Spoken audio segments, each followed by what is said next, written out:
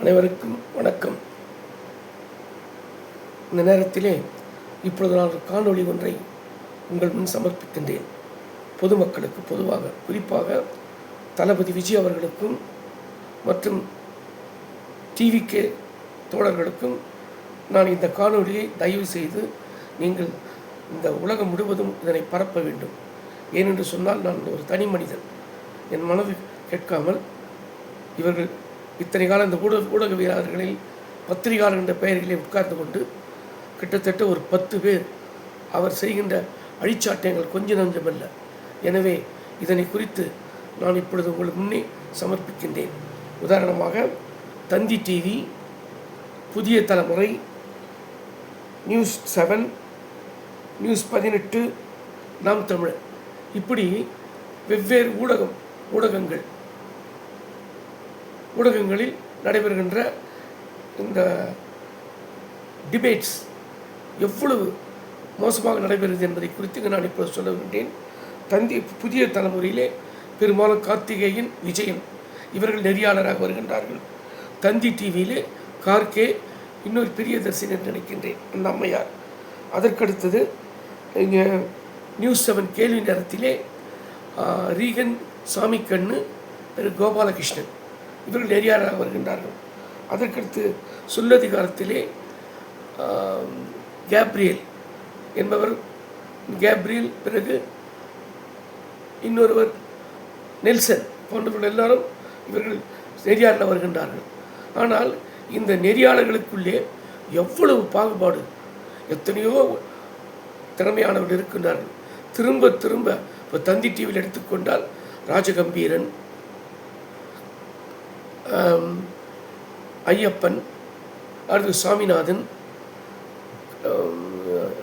குறிப்பாக ரவீந்திர துரைசாமி, TN ரகு, லட்சுமி அம்மார்கள், இந்த 5 பேரை விட்டவரை 10 வருஷத்துக்கு பெருமாள் மணி, இவர்களை வைத்து ஜீவசகாப்தன், இவர்களை வைத்துக்கொண்டு தான் அவர்கள் இந்த அந்த டிபேட்டை நடத்துகின்றார், வாக்குவாதத்தை நடத்தி கொண்டு வருகின்றார்கள்.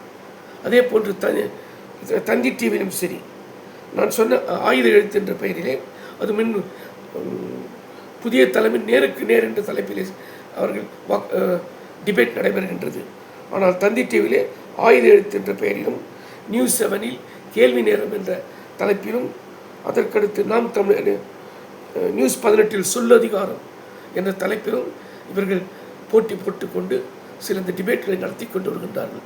ஆனால் எவ்வளவு கேவலமாக நடத்தி கொண்டு வருகிறார்கள் என்பதை பற்றி நான் சொல்ல விரும்புகின்றேன். இதில் குறிப்பாக சிலர் பத்திரிகையாளர் என்ற பெயரை, அதாவது அதிமுக சார்பாக பேச வருகின்றார்கள், ஏற்றுக்கொள்கிறேன்.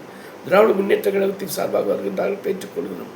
அதே நேரத்திலே வலதுசாரிகள், இடதுசாரிகள் என்று பேச வருகின்றார்கள். காங்கிரஸ் என்ற பெயரிலே கூட பேச வருகின்றார்கள். அவர்கள் பேசுகின்ற கருத்துக்கள் எல்லாம் ஒரு வகையில் ஏற்றுக்கொள்ளலாம். ஏனென்றால் ஒவ்வொருவருக்கும் அந்த கட்சி சார்பு இருக்கிறது. அந்த கட்சியின் சார்பின் பிரகாரம் அவர்கள் பேசுகின்றார்கள், அது தவறல்ல.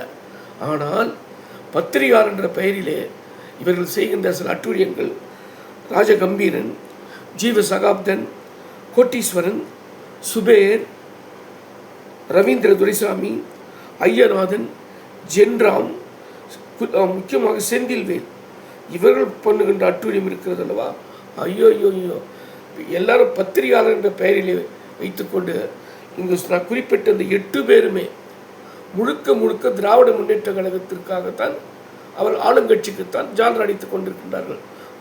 அவர்கள் தூயாக இருக்கின்றார்கள். இது எந்த வகையில் நியாயம்? ஏனென்றால் என்னுடைய சுமார் எனக்கும் கிட்டத்தட்ட 1970 அரசியல் ஈடுபாடு எனக்கு உண்டு. திரு ஏசி சண்முகம் இருக்கின்றார், நீதி கட்சியின் தலைவர். அவரும் நானும் கல்லூரி நாட்களில் ஒன்றாக பழகியவர்கள், அரசியல் கட்சியில் அண்ணா திராவிட முன்னேற்ற கழகத்தில் ஒன்றாக இருந்தவர்கள். இன்றைய தினம் அவர் பெரிய ஆளாக விட்டார். என்னை ஞாபகம் இருக்கிறதோ இல்லையோ, என் பெயர் ஜெயசீலன். நாங்கள் எல்லோரும் ஒன்றாக அந்த காலத்திலே அவரை நாங்கள் வடார்காடு மாவட்ட அண்ணா திராவிட முன்னேற்ற கழகத்தை மாணவர் அணி தலைவராக தேர்ந்தெடுத்த போது நான் தான் உடன் செல்வேன். எல்லா கல்லூரிகளுக்கும் சென்று நாங்கள் மாணவர்களிடையே எங்கள் கருத்துக்கள் எடுத்துச் சொல்லி அவர்கள் எல்லாம் அனைத்து இந்த அண்ணா திராவிட முன்னேற்ற கழகத்திலே சேர்ப்பிப்போம். அப்பொழுது நான் முழுக்க எம்ஜிஆருடைய தீவிர ரசிகராக இருந்தேன். அப்பொழுது நாங்கள் அந்த நேரத்தில் நாங்கள் இருந்தோம். ஆனால் கிட்டத்தட்ட 55 ஆண்டு காலமாக எனக்கு இந்த அரசியல் ஈடுபாடு உண்டு. ரொம்ப நான் ஒரு பட்டதாரி ஆசிரியர், 3 முதுகலை பட்டத்தை பெற்றவன், தனியார் பள்ளியில் பணியாற்றி ஓய்வு பெற்றிருக்கின்றேன். ஓய்வு பெற்ற 15 ஆண்டுகள் ஆகிவிட்டது. சுமார் MA, MSc, MEd என்ற 3 முதுகலை பட்டத்தை பெற்றவன். அரசியலையும் எப்போ இன்னும் சொல்ல நமக்கு வாய்ப்பு கிடைக்கவில்லை. சொந்த ஊர் காட்பாடி துறைமுகருக்காக 1972 அவருக்காக நான் தேர்தலில் நான் பணியாற்றியவன் திராவிட முன்னேற்ற கழகத்தில். அதன் பிறகு எம்ஜிஆர் வெளியே வந்த பிறகு நாங்களெல்லாம் இளைஞர்கள் எல்லாம் அப்பொழுதெல்லாம் நாங்களெல்லாம் வந்து விட்ட எம்ஜிஆருடன். அதன் பிறகு துரைமுருகன் கிட்டத்தட்ட 10 ஆண்டு தொடர்ந்து அந்த காட்பாடியில் நின்று வெற்றி பெற்று வருகின்றால். ஓரிரு முறை தான் ராணிப்பேட்டைக்கு சென்றார். எனவே எனக்கு அரசியல் கொஞ்சம் ஈடுபாடு உண்டு. ஆனால் இவர்கள் இந்த அட்டுவை முன்கிறார்கள்வா, நான் சொன்னது 8 பேர், ராஜகம்பீரன், ஜீவசகாப்தன், கோட்டீஸ்வரன், சுபேர், ரவீந்திர துரைசாமி, ஐயனார், ஜென்ராம், செந்தில்வேல், இவர்கள் முழுக்க முழுக்க திராவிட முன்னேற்ற கழகத்துக்கு ஆளுங்கட்சிக்கு தூக்கியாக இருந்து கொண்டிருக்கிறார்கள். இது எந்த வகையில்? ஏன்னா அவர்கள் கிட்டத்தட்ட கலைஞர் அவர்களே கிட்டத்தட்ட 4 முறை 5 முறை முதலமைச்சராக இருந்திருக்கின்றார். இவர் ஸ்டாலின் அவர்கள் ஒரு முறை இந்த 5 ஆண்டு காலம் இருக்கின்றார்கள். திராவிட முன்னேற்றங்கள் அவர்கள் செய்த தவறுகள் கொஞ்சம் நெஞ்சமல்ல. கலைஞர் காலத்திலே சர்க்காரியா கமிஷன் அமைக்கப்பட்டு அந்த சர்க்காரியா கமிஷன் எப்படி அவர்கள் வாபஸ் வாங்கினார்கள், அதற்காக எதையெல்லாம் தாரவாத்துக்கு வந்தார்கள் என்பதையெல்லாம் அந்த காலத்திலே கண்ணூடாக பார்த்துவோம். அதாவது காவிரி பிரச்சனை 1924 உருவாக்கப்பட்ட அந்த காவிரி ஒப்பந்தம் 1950 காலாவதி ஆகிறது. மீண்டும் அதை புதுப்பிக்க வேண்டும். புதுப்பிக்காமல் இந்திரா காந்தி அப்பொழுது பிரதம மந்திரி அவர் கேட்டுக்கொண்டதற்காக இவர் சுப்ரீம் கோர்ட்டில் போடப்பட்ட வழக்கினை வாபஸ் பெற்ற காரணத்தினால் இவருக்கு அந்த சர்க்காரியா கமிஷன் இவருக்கு விடுதலை கிடைக்கிறது. இதைத்தான் ஜெயலலிதா அம்மையார் கூட 12 கேஸ் போட்டாங்க திராவிட முன்னேற்ற கழகத்தில். அவற்றில் 11 வெற்றி பெற்று வந்து விட்டார்கள்.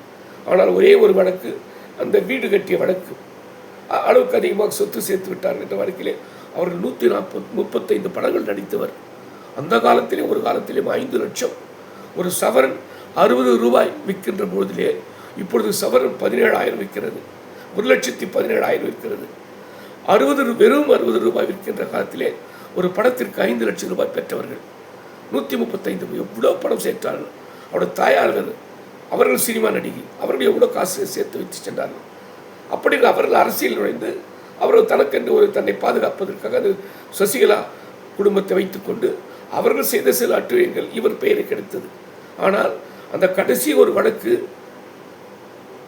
கர்நாடக மாநிலத்தில் சென்று இவர் மீது பழி வந்ததே, அந்த வழக்கை கூட நிச்சயமாக இவர் அதை வாபஸ் பெற்று இவர் நினைத்திருந்தால் அதனை அந்த தன்னுடைய ஆட்சி கையில் இருக்கின்ற பொழுது அந்த வழக்கினை அவர் வாபஸ் பெற்றிருக்கலாம். ஆனால் அப்போது எதிர்கட்சி தலைவர் காங்கிரஸ் தலைவர் அவர் சொன்னார், ஏனம்மா அன்றைய தினம் திரு கலைஞர் அவர்கள் அந்த சர்க்காரியா கமிஷனை வாபஸ் என்னென்ன தகுதித்தம் செய்தார், ஏன் அதை நீங்கள் இது செய்யக்கூடாது என்று கேட்ட பொழுது அந்த எம்ஆர் சொன்னார்கள், நான் 11 வழக்குகளில் விடுபட்டு வந்து விட்டேன், இந்த ஒரு வழக்கை கூட நான் வழக்காடு மன்றத்திலே வாதாடி வெளியே வருவேன் ஒழிய குறுக்கு வழியில் நான் வரமாட்டேன் என்று அன்றைய தினம் சரியான காரணத்தினால் அவருடைய போதாத நேரம் அந்த வழக்கு இந்த அம்மையாருக்கு எதிராக வந்து பிறகு மீண்டும் இவருக்கு சாதகமாக வந்து சுப்ரீம் கோர்ட்டில் செல்லுகின்ற பொழுது அந்த அம்மையார் இறந்து விட்டார்கள். அதுக்கு தகுந்தார் போல அந்த வழக்கை இப்பொழுது கூட எல்லோரும் ஐயோ இந்த இந்தியாவிலே ஜெயலலிதா அம்மையார் தான், ஐயா அந்த அம்மாவுக்கு இருந்தால் அவளுக்கு பிள்ளையா குட்டியா ஒன்றும் கிடையாது. அப்படிப்பட்ட அம்மையார் ஏன் சொத்து சேர்த்து அவர் என்ன செய்ய போகிறார்? கிட்டத்தட்ட 135 படம் நடித்த கோடிக்கணக்கான படங்களை வைத்திருந்த அவர் ஏன் இந்த அரசாங்கம் துட்டு அவருக்கு எதற்கு? உடனே இருந்தவர்கள் சமாளித்திருப்பார், இல்லை என்று சொல்ல வரவில்லை. அதற்காக அந்த அம்மையார் தான் இந்தியாவிலே ஊழல் செய்து மாட்டிக்கொண்டார் என்று கதை கட்டி கொண்டு வருகின்றார்கள். இந்த 8 இந்த பத்திரிகையாளர் என்ற பெயரில் இருக்கின்ற அதுவும் வந்து குறிப்பாக அப்பப்பா இந்த ராஜகம்பீர் அப்பாஸ் இருக்கின்றாரே, ஐயா என்ன ஆணவம், என்ன ஆணவத்தோடு பேச்சு, உடன் பேசுகின்ற அத்தனை தோழர்களையும் எடுத்தெறிந்து பேசுவது, காரசாரமாக பேசுவது. நான் என்றால் நீங்கள் எல்லாம் எல்லோரும் திராவிட முன்னேற்ற கழகம் என்று பெயர் போட்டுக் கொள்ளுங்கள், ஏன் பத்திரிகையாளர் என்று கொண்டு நடுநிலை மீறி ஒரு பக்கம் சாராக பேசிக் கொண்டிருக்கிறீர்கள். அது முழுக்க முழுக்க தவறல்லவா? இதைத்தான் நான் சொல்லுகிறேன். அவன் ஐயோ ஜீவசகாப்தன் நம்ம முக்கியமான ஒரு 45 வயது உள்ளதான் இருக்கும். அப்பா அவர் பேசுகின்ற பேச்சுக்கிறார் உலகத்தையே கரைச்சி படித்திருக்கிறார் நிறைய. நான் ஒரு தான் நிறைய படிச்சிருக்கிறேன். நிறைய 55 ஆண்டு காலமாக அரசியலில் ஈடுபட்டு வருகின்றேன். எத்தனை பத்திரிகைகளை படித்திருக்கின்றேன், துக்ளக் படித்து வருகின்றேன், ஜூனியர் விகடன், ஆனந்த விகடன், எல்லா பத்திரிகைகளை படித்து வருகின்றேன், முரசொலி படித்திருக்கின்றேன், நமது எம்ஜிஆரை படித்திருக்கின்றேன். எத்தனையோ பேருடைய இன்னும் சொல்லக்கூட கலைஞருடைய வசனங்களை பக்கம் பக்கமாக பேசக்கூடிய வல்லமை பெற்றவன் நான். கல்லூரி காலத்திலே அவருடைய அன்னையின் ஆணை என்ற படத்தின் வசனத்தையும் கலைஞருடைய பராசக்தி வசனத்தையும் மிக அருமையாக பேசி நடித்து பெயர் பெற்றவன். எனக்கும் தெரியும். அதற்காக இவர் தான் மொத்தம். ஒரு சின்ன உதாரணம் சொல்கிறேன். அதே இவர் இருக்கிறார், அந்த சுபே, ஐயோ அப்பா, இந்த ரவீந்திர துரைசாமியை அவனை நானே சொல்கிறேன், அந்த ஆளை எதுக்கு நீங்கள் இது மாதிரி டிபேட்லாம் உட்கார வைக்கிறீங்க? எவ்வளோ பைத்தியகதை. ஏன்னா முழுக்க வாயை திறந்தால் அந்த ஜாதி இந்த ஜாதி, தேவர்கள், பறையர்கள், பல்லர்கள், கவுண்டர்கள், கொங்கு வேளாளர்கள், முதலியார்கள், செங்குந்த முதலியார், வெள்ளாள முதலியார், அகமுத முதலியார்,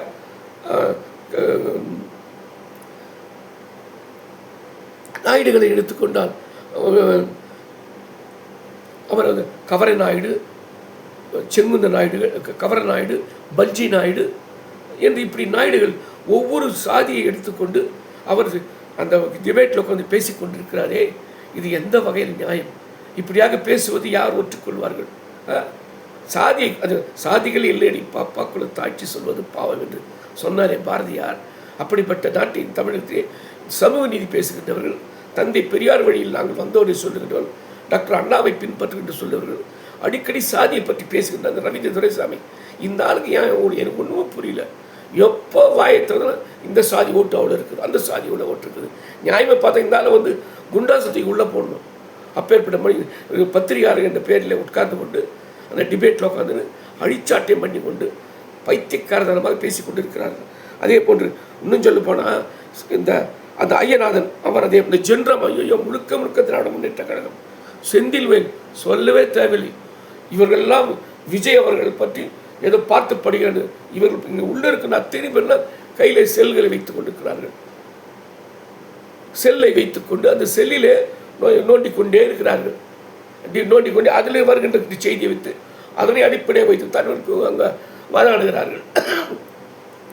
உங்களுக்கு திறமை இருந்தால் புத்தி இந்த தலைப்பு என்று சொல்லிவிட்ட பிறகு எதற்கு நீங்கள் அந்த செல்லை பயன்படுத்தீர்கள்?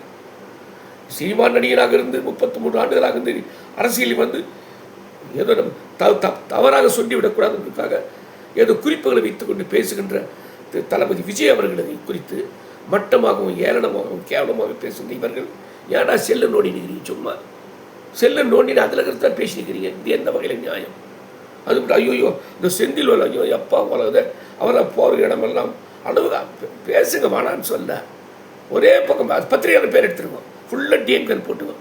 ஏன்னா அதை விட நான் பார்க்குறேன். ஷபீர் என்ற ஒருவர் பேசுகின்றார், டிஎன் ரகு என்பவர் பேசுகின்றார், திரு மணி அவர்கள், மூத்த பத்திரிகையாளர் மணி அவர்கள் பேசுகின்றார்கள், திரு பெருமாள் மணி அவர்கள்.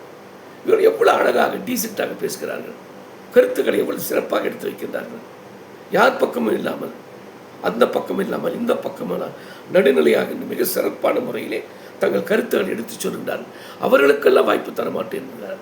அது மட்டுமல்ல, இன்றைய தினம் புதிதாக ஆலை கட்சி என்று சொல்கிறீர்களே, விஜய் கட்சி, டிவிகே, அவற்றை மிக சிறப்பாக பேசக்கூடியவர்கள் திரு காமேஷ், முகிலன், இந்திரஜித், லயோலமணி, ரமேஷ், கலீல், விக்ரமன், லோகேஷ், முஸ்தபா. இந்த முஸ்தபா மட்டும் அடிக்கடி பயன்படுது. இவர்கள் இத்தனையுமே மிக சிறப்பாக பேசக்கூடியவர்கள், யாரையும் டாமினேட் செய்து பேசக்கூடியவர்கள் அல்ல, யாரையும் எடுத்தன் கவிதை என்று பேசக்கூடியவர்கள் அல்ல, மிக சிறப்பாக பேசுகிறார் என்பதற்காக இவர்களை யாரையும் அழைப்பது கிடையாது. நான் நீதியாளர்கள் இந்த கார்த்திகேயனும் சரி, தந்திட்டியில் வருகின்ற அந்த கார்த்திகேயனும் சரி, அப்புறம் அந்த கோபாலகிருஷ்ணன், நெல்சன், விஜயன், எல்லாருமே அவர்களுக்கு வேண்டப்பட்ட ஒரு குரூப்பு. எப்படி சாலமன் பாப்பையா அவர்கள் பட்டிமன்றம் பேசுவதால் குறிப்பிட்ட ஒரு பக்கம் இவர் ராஜா இருப்பார்கள், இன்னொரு பக்கம் அந்த அம்மையார் மிக சிறப்பாக பேசக்கூடிய அந்த அம்மையார் இருப்பார்கள், அவர் இந்த பக்கம் 3 அம்மையார்கள், இந்த பக்கம் 3 குறிப்பிட்ட. அதே மாதிரி இவர் பேசுவது என்றால் அப்துல் காதர் அவர்கள், அவர் தனக்கென்று ஒரு கூட்டத்தை வைத்து கொள்வார். அதே மாதிரி திரு மணி அவர்கள் அவர் பேசுகின்ற பொழுது கூட தனக்கென்று ஒரு கூட்டத்தை வைத்துக்கொண்டு பட்டிமன்றம். அதுபோன்று இவர்கள் இவர்களுக்கென்று ஒவ்வொருத்தருக்கும் சில பேர் மட்டும் வச்சிருப்பாங்க. யார் பேசுறீங்க? எல்லாரும் வாய்ப்பு கொடுங்கள். நாம் தமிழர்கள் இருக்கின்றார்கள், டிவிக்கே இருக்கின்றார்கள், இன்னும் எத்தனையோ பேர் இருக்கு. அவர்களுக்கு வாய்ப்பு கொடுத்து பேச வையுங்கள். அது போய் அது அவர்களை எவ்வளோ அழகாக இந்த பெருமாள் மணியும் சரி, மூத்த பத்திரிகை மணியும் சரி, ரகு அவர்களும் ஷபீர் என்ன திணிக்க அவர் ஒரு இஸ்லாமியராக இருந்தாலும் எவ்வளோ அழகாக கருத்து. ஆனால் அதே இந்த ராஜகம்பீரன் முழுக்க முழுக்க வெறி பிடித்து பேசிக்கொண்டிருந்தான். ஏயா எல்லோரும் நாங்கள் சாதி சமயமற்ற மைனாரிட்டி பீப்புளுக்கு சாதகமாக நாங்கள் பேசுகிறோம் என்று ஒன்றாக கூடியிருக்கிறீர்களே, இது எந்த வகை நியாயம்? இந்து மதத்தை மட்டும் நீங்கள் எதிர்க்கிறீர்கள், ஆனால் இஸ்லாமிய மதத்தை எதிர்க்க மாட்டேன் என்கிறீர்கள், கிறிஸ்துவ மதத்தை எதிர்க்க மாட்டேன் என்கிறீர்கள். அப்போ கிறிஸ்துவ மதம் இஸ்லாம் மதத்துலாம் 100% நியாயமாக நடந்து கொண்டு வருகிறார்களா? இன்னும் சொல்ல போனால் தமிழ்நாட்டை எடுத்துக்கொண்டால் நான் என்னை கூட திட்டுவார்கள், ஏன்னா கிறிஸ்துவராக எப்படி பேசுகிறாய் என்று. 40,000 இந்து கோயில் இருக்கின்றன, அத்தனையும் அறநிலைத்துறையின் கீழ் வருகிறது. அவர்கள் வரி கட்டுகிறார்கள். அந்த பணத்தை எடுத்துக்கொண்டு தான் நல்வாழ் திட்டங்களை செய்து கொண்டு இன்று சேகர்பால் மார்த்தட்டி கொள்கிறார்கள் அல்லவா? இன்று ஸ்டாலின் அவர்கள் சொல்லுகிறார்கள் அல்லவா? சுமார் 4,000 கோயிலுக்கு நாங்கள் குடமுழுக்கு செய்தோம் என்று சொல்கிறார்கள் அல்லவா? சாமி இல்லை என்று சொல்கின்றவர்கள் தீபாவளிக்கும் விநாயகர் சதுர்த்திக்கும் கிருஷ்ண ஜெயந்திக்கும் வாழ்த்து சொல்லாதவர்கள் இவர்கள் குடமுழுக்கு செய்து மார்த்தட்டி கொள்கிறார்கள். இப்படியாக எவ்வளவு பணம் வரும். ஆனால் இது நடக்கிறார் மைனாரிட்டி என்ற போர்வையிலே கிறிஸ்தவர்களும் ஆலயங்களை வைத்துக்கொண்டு பெரிய இன்ஸ்டியூஷன்களை வைத்துக்கொண்டு இஸ்லாமியர்களும் எவ்வளோ பணத்தை அவர்களை ஒரு கீழ் கொண்டு வாருங்கள், அவர்களும் வரி கட்டட்டும், அரசாங்கத்துக்கு வரி கட்டட்டும். இது இந்த இந்து கோயில் ஆலயங்கள் எல்லாம் வரி கட்டுகிறார்கள், அதே மாதிரி அவர்களும் கட்டட்டும், ஆலயங்களை நடத்தட்டும். ஆனால் என்று சொல்லவில்லை. ஆனால் அது அங்கேயும் நடக்கின்ற ஊழலை பற்றி ஏற்கனவே நான் ஒரு காணொலியை அழகாக பேசியிருக்கின்றேன். இந்த கிறிஸ்தவர்கள் எவ்வளோ மட்டமாக அந்த கிறிஸ்தவ தேவாலயங்கள் டைசிஸ் 24 டைசிஸ் இருக்குது. சர்ச் ஆஃப் சவுத் இந்தியா, அப்புறம் ரோமன் கேத்தலிக், லுதரன் சர்ச், இவர்கள் வெவ்வேறு காங்கிரிகேஷன் வைத்துக்கொண்டு இவர்கள் பண்ணுகின்ற அட்டுழியங்கள் கொஞ்சம் நம்ம எல்லாம் உண்மையே கிறிஸ்தவர்களால் பாதிக்கப்பட்டு கொண்டிருக்கிறார்கள். அரசாங்கத்தில் அவர்கள் எந்த ஒரு சலுகையும் கிடையாது. இவர்களும் அவர்களை ஏமாற்றி கொண்டு வருகின்றார்கள், தன் சொந்த பந்தம் வாழ்ந்து கொண்டு வருகின்றார்கள். எனவே நான் சொல்லுவது என்னவென்றால், உங்களுக்கு வாய்ப்பு கிடைக்கின்ற பொழுது நியாயத்தை எடுத்து சொல்லுங்கள். நான் வேண்டாம் என்று சொல்லவில்லை. அது இன்னும் சொல்றீங்க பாருங்க. இந்த விஜய் அவர்களுக்கு சுமார் ஆரம்பத்தில் விக்கிரவாண்டியிலே ஒரு மாநாடு நடத்தினார், மதுரையிலே ஒரு மாநாடு நடத்தினார். கொஞ்சம் அதில் ஒரு 15 லட்சம் மக்கள், இதில் ஒரு 25 லட்சம் மக்கள் மதுரையிலே. அதன் பிறகு மக்களை சந்திக்க வேண்டும் என்றார்கள். பனையூரில் உட்கார்ந்து கொண்டிருக்கிறார். சரி, வெளியே வந்தார். முதலில் திருச்சியில் பிரம்மாண்டமான கூட்டம், அலைகடல் மக்கள், அலையான அதாவது கடல் அலை வெகுண்டெழுந்தால் சுனாமி வருகின்ற இடத்திலே அலைகள் எப்படி இருக்கும், அதுபோன்று மக்கள் அலையாக வருகின்றார்கள். திருச்சி, பெரம்பலூர், திருவாரூர், நாகப்பட்டினம், இப்படியாக ஒவ்வொன்றாக வந்து கொண்டே இருக்கின்றார். 6ஆவதாக கரூருக்கு வருகின்றார்கள். பார்த்தார்கள், என்னடா இவன் இந்தியாவில் வேறு யாருக்கு இவ்வளோ கூட்டக்கூடியது கிடையாது. எத்தனையோ இவன் எம்ஜிஆருக்கு ஒரு காலத்தில் கூடிய உண்மை. நானும் கண்ணடி பார்த்தவன், கூட இருந்து சென்றவன். எம்ஜிஆருக்கு அடுத்தது இன்னைக்கு இந்தியாவிலே சரி சொல்ல போனால் குறிப்பாக தமிழகத்திலே எம்ஜிஆருக்கு அடுத்தது கூட்டம் கொடுக்குற அது விஜய்க்கு தான். அது கொஞ்சம் நஞ்சமாக அப்பா ஏன்னா அப்போ எம்ஜிஆர் மக்கள் தொகை கம்மி. இப்போ அப்போ தான் எம்ஜிஆர் இருக்கின்ற பொழுது கிட்டத்தட்ட 3 கோடி 4 கோடி தான் இருந்திருப்பாங்க ஜனத்தொகை. இன்னைக்கு 8 கோடி. அப்போ மக்கள் வெகுண்டெழுந்து வருகிறார்கள். இதை பார்த்து பொறாமை எல்லா கட்சிகளும், ஐயோ இவன் வந்தால் நம்மை எல்லாரும் அழித்து விடுவனே, ஏதாவது வழி செல்ல வேண்டும் என்று வழிபட வேண்டும். இந்த கரூரிலே மிக குறுகலான இடம். அவங்க விஜய்க்கு பிரம்மாண்டமான மக்கள் கூட்டம் வருகிறது என்று தெரியும். அதற்கு தகுந்தாற்போல் ஒரு பெரிய ஒரு மைதானத்தையோ அல்லது ஒரு பள்ளி மைதானத்தையோ விளையாட்டு மைதானத்தையோ பொது இடத்தையோ கொடுத்திருந்தால் அவர்கள் பாட்டு பேசிவிட்டு அவர் போய் கொண்டிருப்பார். இன்றைய தினம் தமிழகம் முழுவதும் இன்றைய தினம் ஒவ்வொரு சனிக்கிழமை என்று கிளம்பினார். 5 இடத்தை வெற்றிகரமாக முடித்தார். 6வது குறுகுறான இடத்தை தந்து வேண்டுமென்றே அவற்றில் குழப்பம் ஏற்படுத்தி இது யாராவது அந்த நேரத்தில் 2 செருப்பு நாங்களே காணொலியில் பார்க்கணும், டிவியில் பார்க்குறோம். 2 செருப்பு மேலே போகுது. கிட்டத்தட்ட ஆம்புலன்ஸு போகிறோம், 7-8 ஆம்புலன்ஸ் உள்ள ஸ்வைன் உள்ள போகுது. ஒரு மாநாட்டில் ஆம்புலன்ஸ் போகலாமா? இப்படியெல்லாம் நடைபெற்று வந்து கடைசியில் அவர் பேச்சை 10 வழக்கமாகவே அவர் 10 நிமிடங்கள் தான் பேசுவார், 20 நிமிடம் பேசுவார். அன்றைய தினம் வெறும் 5 நிமிடம் கூட 10 நிமிடம் பேசவில்லை. முடித்து விட்டு அவர் உடனே கிளம்பி செல்லுகின்ற பொழுது அந்த கூட்ட நெரிசலே சுமார் துரதிருஷ்டமானது. எங்கள் மக்கள் தான், விஜயை காண வந்த மக்கள் தான் இறந்து விட்டார். அதற்கும் விஜய்க்கும் எப்படி பொறுப்பேற்க முடியும்? ஓடி ஓடி எங்கே ஓடினாயா? விஜய் திருப்பி அங்கே எல்லா போலீஸ்காரன் கூப்பிட்டு உட்கார வச்சு சும்மா ஒருத்தர் 500 பேர் தான் போட்டோன்றான்.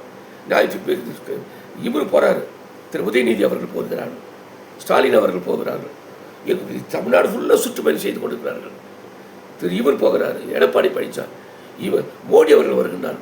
இவர்கள் வரும்பொழுதெல்லாம் 3000 போலீஸ், 4000 போலீஸ், 5000 போலீஸ், 10,000 போலீஸ் இவர்களை போட்டு பாதுகாக்கின்ற நீங்கள் எல்லாரை காட்டிலும் அதிகமாக கூட்டம் வருகின்ற விஜய்க்கு வெறும் 500 காவல்துறை. அவர்கள் அங்கே இல்லை. சட்டசபையிலே அவர் ஸ்டாலின் அவர்கள் என்ன சொல்லுகின்றார்? முதல்வர் அவர்கள் 625 என்றார். எவ்வளவு முரண்பாடு! போலீஸ் ஒன்று சொல்லுது, அவர் ஒன்று சொல்லுது. முழுக்க முழுக்க அது ஒரு ஆக்சுவலி ஒரு விபத்து. இவர்கள் திட்டமிட்டு செய்தார்கள். அது எப்படியாவது விஜயை பிரச்சாரம் செய்வதை முடக்க வேண்டும், விஜய் மக்கள் சந்திப்பதை முடக்க வேண்டும் என்பதற்காக பிளான் போட திட்டமிட்டு, இன்னும் சொல்ல போனால் வழக்கு திட்டமிட்டு யார் செய்கிறார் அவர்கள் தான் அவர்களுக்கு தண்டனை கிடைக்கும். திட்டமிட்டு திராவிட முன்னேற்ற கழகம், அது குறிப்பாக அந்த செந்தில் பாலாஜி அந்த பகுதியில் இருக்கின்றவர் இவ்வளவு செய்துவிட்டு அன்று இரவோடு இரவாக ஸ்டாலின் அவர்கள் அங்கு செல்லுகின்றார்கள். அதே பொள்ளாச்சியில் 70 பேர் இருந்தால் அங்கு சென்றாரா? எத்தனையோ தூத்துக்குடியில் இருந்தபோது இவர் சென்றாரா? எடப்பாடி சென்றாரா? எத்தனையோ நடைபெற்று கொண்டு தான் இருக்கிறது. அந்த காலத்தில் 74 இதற்காக போராடினார்கள். ஈபி கட்டணம் உயர்ந்து விட்டது. அப்போது டப் என்று 10-15 பேர் சுடவில்லையா? கலைஞர் பேரில் எத்தனையோ நடந்திருக்கு. அதற்கு அவருடைய காரணம் சொல்ல முடியும். விபத்து. அந்த விபத்தை பைத்தியக்காரதனமாக 41 பேரை கொண்ட கொலைகாரன் என்று மற்றவர்கள் சொல்லலாம். இந்த டிபேட்டில் உட்கார்ந்துருக்கிற இந்த 10, நான் குறிப்பிட்ட 10 பேருமே 8 பேர் குறிப்பாக வாய்க்கு வந்த மாதிரி கொலைகாரன். 41 பேரை கொண்டவன். என்ன தைரியம் இருக்குது? 41 எடா அப்படியே சரி பண்ணான்னு வச்சுக்கோ, நீ உன் பாய்களை தேவனா எல்லாம் ஏன்னா ஒரு 10 பைசா கொடுத்துருப்பீங்களா? திருமாவளவன் அவர்கள் கூட அந்த குடும்பத்திற்கு சென்று பெரிய வசதி படுத்திருக்கிற திருமாவளவன் தொண்டருடைய அந்த கொடுக்கின்ற சப்ஸ்கிரிப்ஷன் வச்சு தான் அவர் கட்சி நடத்திருக்கிறார். ஆனால் நம்முடைய திருமாவளவன் அவர்களே ஒவ்வொரு குடும்பத்திற்கு 50,000 ரூபாய் என்று அங்கே சென்று கொடுத்து விட்டு வருகின்றார்கள். வேறு யாரா கொடுத்தீங்க? சென்ட்ரல் கவர்மெண்ட் கொடுத்துச்சு, ஸ்டேட் கவர்மெண்ட் கொடுத்து 10 லட்சம், சென்ட்ரல் கவர்மெண்ட் கொடுத்து 2 லட்சம். மற்ற கட்சிகள் எவையா தனிப்பட்ட முறையில் வந்தீங்க சொல்லுங்க பார்க்கலாம். ஆனால் விஜய் அவர்கள் நல்லா யோசிச்சு பாருங்க. சும்மா ஓடி போடல, மனசு கேட்கல, மனசு ஆறல, வெளியே வர முடியல. ஐயோ 47 வருஷம் நம்ம வேண்டப்பட்ட ஒருவர் இறந்து விட்டால் 1 வார காலமாக நம் இதயத்தை போட்டு வாட்டி கொண்டிருக்கும். ஆனால் இது என்ன செய்தார் விஜய் அவர்கள்? அவர்களை எல்லாம் வரவழைத்து அங்கு சென்றால் மீண்டும் குழப்பம் வரும், பிரச்சனை வரவழைத்து கிட்டத்தட்ட ஒவ்வொரு குடும்பத்துக்கும் 20 லட்சம் ரூபாய் என்று, அதுவே கிட்டத்தட்ட 8 கோடி. 200 பேர் அடிப்பட்டு ஹாஸ்பிட்டல் இருந்தாங்க. அந்த அத்தனை பேருக்கு ஒரு ஆளுக்கு 2 லட்சம் ரூபாய், அது ஒரு கிட்டத்தட்ட 3 கோடி. இப்படியாக 11 கோடி ரூபாயை தன்னுடைய சொந்த பணத்தில் எடுத்து அந்த மக்களுக்கு கொடுத்தது மட்டுமில்லாமல் அவர்களுக்கு வாழ்நாள் முழுவதும் அவளுக்கு இன்சூரன்ஸ் எடுத்து கொடுத்து வாழ்நாள் முழுவதும் உங்களுக்கு எப்பொழுதெல்லாம் தேவைப்படுதோ அரசாங்கத்தில் பணியோ அல்லது உதவியோ நான் செய்கிறேன் என்று உத்தரவாதம் தந்து அவர் அந்த மக்களை சமாதானப்படுத்தினாரே. வேறு எவனா செய்ய முடியாது. இந்த 8 பேருக்கு இல்லைடா 10 பைசா செலவு பண்ணிடா. அவன் செந்தில் வேணும், ஜீவ சகாப்தனும், கோட்டீஸ்வரனும், சுபேரும், ராஜகம்பன் தூக்கி பாயிண்ட் வந்து கொடுத்துருவியா? எங்கடா இந்த விஷயம் விட்டா இஷ்டத்துக்கு பேசணும் கேட்பாரு. இன்னும் சொல்ல போனால் இப்போ விஜய்க்கு இருக்கிற இன்றைக்கி செல்வாக்குக்கு கோடிக்கணக்கான தொண்டர்கள் அவங்கள தற்கூரி ஒன்றும் தெரியாதுனுங்க, மரத்தில் குதிக்கிறனுங்க, கிணத்துல குதிக்கிறணும். ஏன் வயசு பசங்க, சின்ன பசங்க துடுக்காத்தான் இருப்பாங்க. என்ன பண்ண முடியும்? சமுத்திரம் கலைகள் இருந்து தான் இருக்கும். அந்த சின்ன பிள்ளைங்க துடுக்காருங்க. அதெல்லாம் காலப்போக்கில் அதுகளை அரசியல்படுத்த வேண்டும். எம்ஜிஆர் வந்த போது அப்படி தான் இருந்துச்சு. அண்ணா அவர்கள் முதலாக அரசியல் நடத்தும் திராவிட முன்னேற்ற எல்லாம் இளைஞர்கள் தான். அண்ணாவர் இருக்கும்பொழுது கலைஞருக்கு அப்படின்னா வயசு முக்கி போனான். கலைஞர்களுக்கே கிட்டத்தட்ட 35-36 வயசு தானே. நெடுஞ்செடி எல்லாரும் அந்த 30 அந்த ரேஞ்சுக்குள்ளே தானே இருந்தாங்க. இன்னும் தொண்டர்கள்லாம் பார்த்தீங்கன்னா எல்லாம் 30-20 வயசு, 20-30 வயசு தான் தொண்டர்கள், திராவிட முன்னேற்ற தொண்டர்கள். எம்ஜிஆர் ஆரம்பிக்கும் போது அதிமுக அவரோட இளைஞர்கள். அதுபோல் அது விஜய்க்கு அபிருதமான இளைஞர்கள் அந்த யங்ஸ்டர்ஸுங்க வந்து குவிகிறாங்க. சரி பெண்கள் செய்ய பக்கமாக இருந்தாலும் சரி, ஆண்கள் பக்கம் வந்து அவர்கள் குவிகிறார்கள். எப்படி ஈர்க்கப்பட்டார் சினிமா மூலிமா எல்லாராலும் இருக்க முடியுமா? சும்மா சொல்கிறோம் அஜித் வந்தா இவன் வந்தா, அதெல்லாம் சும்மா வேற என்ன வர சொல்லிப்பாங்க தைரியம் தான் வந்து அரசியல். இப்போ ரஜினிகாந்த் ஏற்றுக்கொண்டு மக்கள் செல்வாக்கு இருந்து தான் ஏன் அவர் சுமார் 1996 சுமார் 20 ஆண்டு காலமாக ஏமாற்றி 25 ஆண்டு காலமாக அரசியலுக்கு வருகிறீர்கள், அரசியலுக்கு வந்து ஏமாற்றி கொண்டு சென்று விட்டார். அங்கே போய் அவர் வச்சு நீங்கள் கொண்டாடுறீங்க. அவங்களாம் வர முடிச்சா அரசியலில் வரத்துக்கு ஒரு தைரியம் வேணியா? விஜயகாந்த் அவர்கள் வந்தார்கள். ஏதோ அவர் செய்து தவறினால் அவரால் என்ன செய்ய முடியவில்லை, பிரகாசிக்க முடியவில்லை. அவர் இன்னும் கொஞ்சம் புத்திசாலியாக நடந்திருந்தால் இந்த தினம் அவர் ஆட்சி அவர் கையில் இருந்திருக்கும். அவர் ஏதோ செய்த தவறினால் இந்த தினம் அவர் அமரராக மாறிவிட்டார். ஆனால் இந்த வயசு 50 வயசுலேயே நீ சொன்ன மாதிரி ஒரு வருஷத்துக்கு 1000 கோடி ரூபாய் டர்ன் பண்ணுற மனுஷன் விட்டுட்டுங்க வரானானா அவங்க அதை விட்டு சும்மா உள்ளே உட்காந்து பேசுகிறான், இதை ஒட்டி பேசுகிறான், பணியூரில் உட்காந்து பேசுகிறான். நீங்கள் எங்கே உட்காந்து பேசிக்கிறீங்க? நீங்கள் பத்திரிகையாளர்லாம் வந்து நம்ம பத்திரிகையில் வந்து கரகரையாக எழுதுறீங்களா? சும்மா டிபேட்ன்ற பேரில் ஒரு குறிப்பிட்ட ஒரு 5-6 இதில் வந்து உட்காந்துக்கின்னு மீடியாவில் உட்காந்துக்கின்னு இன்னும் உலகமாக அறிவு, உலகத்தை மொத்த அறிவு நீங்கள் தான் குத்தகை எடுத்துகிற மாதிரி பேசிக்கிறீங்க. அதுவும் ஜீவசபாங்கிற மாதிரி மற்றவெல்லாம் பேச என்ன எதுக்கிற சிரிக்கிற? நான் அவ்வளோ மேதாவியா நீ? என்ன உனக்கு அப்படி வயசாகி போச்சு? எல்லாரும் நான் அந்த காலத்தை நாங்கள் நேரடியாக பார்த்துவோம். அரசியலில் எவ்வளோ இந்த 55 ஆண்டு கால அரசியலை நாங்கள் பார்த்துவோம். கலைஞரை பார்த்துருக்கோம், எம்ஜிஆரை பார்த்துருக்கின்றோம், கல்யாண சுந்தரத்தை பார்த்துருக்கின்றோம், இவன் ராஜாஜி காமராஜ் எல்லாரையும் பார்த்துருக்கின்றோம்.